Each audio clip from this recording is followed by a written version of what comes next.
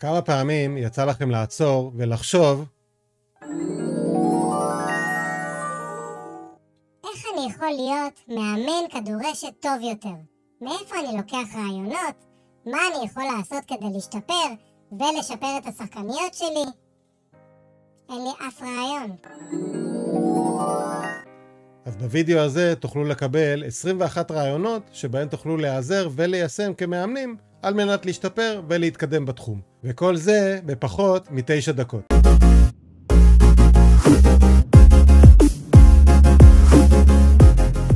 היי שוב וברוכים הבאים. לטובת מי שלא מכיר אותי, אני אילוני, וכאן בערוץ אתם יכולים ליצור רעיונות, טיפים והצעות לאימונים ומשחקי כדורשת, ובעצם כל מה שיוכל לעניין אתכם בענף. אם תרצו להישאר מעודכנים גם בסרטונים הבאים שיעלו כאן, פשוט תקליקו על הכפתור האדום וסימן הפעמון שנמצאים כאן מתחת לוידאו. אז כמו שהבטחתי לכם בהתחלה, הנה 21 רעיונות שתוכלו ליישם כדי לנסות ולהשתפר כמאמני כדורשת. צפייה וקריאה של חומרים שונים, גם מענף הכדורשת וגם מענפי ספורט אחרים, יכולים לספק לכם לא מעט רעיונות והצעות לגיוון גם באימונים וגם במשחקים. מומלץ מאוד להישאר מעודכנים בכל מה שקורה בענף הכדורשת, כולל שינויים, עדכונים, תוספות לחוקה ודברים נוספים שיכולים להשתנות במהלך הזמן. ככל שתישארו מעודכנים ותעקבו אחר כל מה שקורה, כך תוכלו להתאים בצורה טובה יותר את האימונים והפעילויות שתעבירו לשחקניות. צפייה בצורות אימון, מגוון תרגילים וצורות התנהלות של מאמנים במהלך אימון, משחק ליגה, טורניר וכדומה, יכולה לספק לכם עוד אפשרות טובה מאוד להשתפר ולגוון כמאמני כדורשת. לימדו להכיר את השחקניות בקבוצה שלכם. מגבלות, גבולות, איזה תרגילים עושים להם יותר טוב, איזה תרגילים עושים להם פחות טוב, מה משפר אותן, מה מעכב אותן, ובכלל מה יוכל לתרום לקבוצה שלכם במסגרת האפשרויות שכל שחקנית תוכל להביא איתה ולתרום. גם את אימוני הקבוצה בנו כך שיהיו מותאמים ליכולות השחקניות ולקבוצה ככלל. צפייה ומעקב אחר שחקניות יריבות שיוצא לכם לפגוש בטורנירים ובמשחקי ליגה יכולה לספק לכם גם כן עוד כמה רעיונות להוסיף ולגוון לקבוצה שלכם בזמן האימונים והמשחקים הבאים. תלמו את עצמכם מעבירים אימון ומשחק ליגה, כי אין כמו ללמוד מהצד איך אתם מתפקדים בכל אחת מהפעילויות האלה כדי לנסות לשפר לקראת הפעמים הבאות. קיבעון הוא אסון. מה שלא עובד, שנו. מה שעובד, חזקו.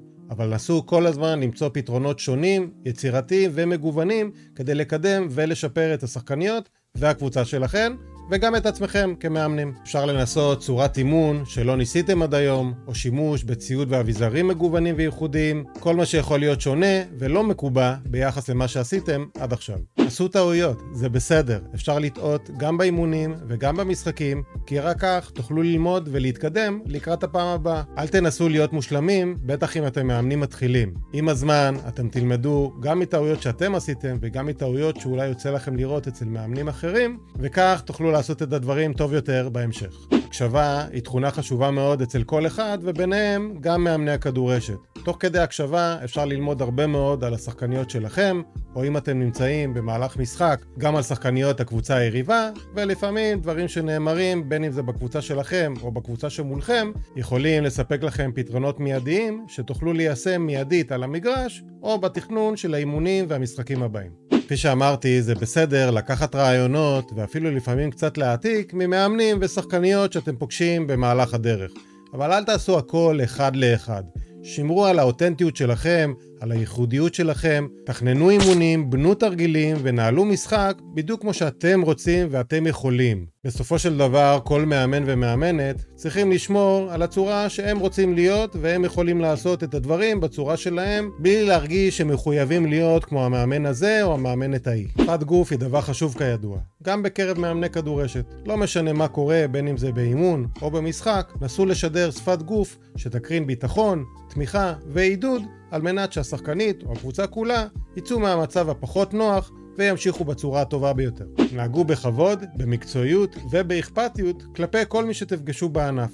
החל מהשחקניות בקבוצה שלכם, דרך שחקניות ומאמנים בקבוצות אחרות, שופטים ובעלי תפקידים שונים שאתם עשויים לפגוש באימונים, טורנירים, משחקי ליגה ופעילויות כדורשת שונות. בסופו של דבר כולנו נמצאים בקהילה אחת גדולה שהמטרה שלה היא לקדם ולהתקדם, ואם נעשה את זה תוך כבוד, מקצועיות ואכפתיות, הכל ייראה יותר טוב. יהיו פתוחים לרעיונות וסגנונות שונים במהלך קריירת אימון הכדורשת שלכם. רכזו אצלכם דברים שראיתם במהלך הדרך אצל שחקניות, מאמנים וקבוצות בכלל, כדי שתוכלו לשפר, לגוון ולקדם את צורת האימון שלכם בקבוצה הנוכחית ובקבוצות הבאות שתאמנו. גם אם עברתם קורס מאמנים, שם קיבלתם בעצם רק את הבסיס. במהלך הדרך שלכם כמאמנים, תוכלו לרכוש ידע נוסף ולגוון את האפשרויות שיעמדו לרשותכם. יהיו כריזמטיים ומאתגרים באימונים ובמשחקים שלכם. זה אף פעם לא מוגזם ולפעמים אפילו נחוץ, בעיקר בקבוצות שנוטות להיות קצת ישנוניות וצריכות את הדחיפה הנוספת כדי להוציא את המקסימום מעצמן. באימונים אל תפחדו לאתגר את השחקניות שלכם בתרגילים שהם קצת מעבר ליכולות שלהן, או בדברים שלא ניסיתם עד היום, כדי לראות מה הגבול הבא שהם יכולות להגיע אליו כדי להשתפר ולהביא לידי ביטוי את היכולות שלהם. המאמן או המאמנת חייבים להיות מנהיגים. המאמנים מהווים את הדוגמה העיקרית לכל שחקנית, וברגע שמאמן מקרין ביטחון ומנהיגות גם באימונים ובעיקר במשחקים, קל מאוד לכל שחקנית להעתיק ולנסות להתנהל כמוהו. ואם יש לכם גם קפטנית שיודעת להיות מנהיגה חזקה ותומכת, אז אתם בכלל במצב מצוין. מאמן עם ביטחון ומנהיגות יקרין את זה בקלות על כל שחקנית, ויהיה להן קל לעקוב אחריו ולנסות להתנהל כמוהו. בהמשך לנקודה הקודמת, כל מאמן ומאמנת חייבים להוות מודל לחיקוי, וזה אומר להתנהג במקצועיות, ביושר, בהגינות, להגיע בזמן לאימונים והמשחקים, ובכלל לעשות כל דבר בצורה הטובה ביותר, כך השחקניות והקבוצה בכלל יוכלו להתנהל בדיוק כמוהו. מה שכן, אל תגיעו למצב שכמאמנים אתם אלה שהכי אכפת להם ולוקחים את הדברים הכי ברצינות. גם לשחקניות יש תפקיד חשוב בעניין הזה. שאפו למצוינות, תעשו כל דבר על מנת להשיג את התוצאה הטובה ביותר. בין אם זה בתרגיל באימון, בתוצאה במשחק אימון או במשחק ליגה, נסו להוציא את המקסימום. אל תשדרו לשחקניות שאתם באים להעביר את הזמן ושכל מה שקורה זה בסדר, בין אם זה פחות טוב או יותר טוב. שפו למצוינות. כך זה יקרין גם על השחקניות ויגרום להן גם כן לשאוף למצוינות ולהיות הכי טובות שהן יכולות. בהתאם, יכול להיות שיבואו גם התוצאות שאליהם אתם מייחלים, בין אם זה במיקום בליגה או בהשגת תואר בטורניר מסוים ועוד. אפשרו לשחקניות שלכם עצמאות מלאה בלמידה, בקבלת החלטות, ביצירתיות ובכלל בהתנהלות באימונים ובמשחקים. לא כל דבר השחקניות צריכות לקבל כפתרון מוגמר כבר מההתחלה. חלק מהעניין של להתקדם ולהשתפר זה ללמוד או מטעויות או במצבים שבהם השחקניות נדרשות לקבל החלטה וליישם משהו שהן למדו, או לפתח משהו שהן למדו בצורה שהן יחליטו שזה הכי טוב להן באותו רגע.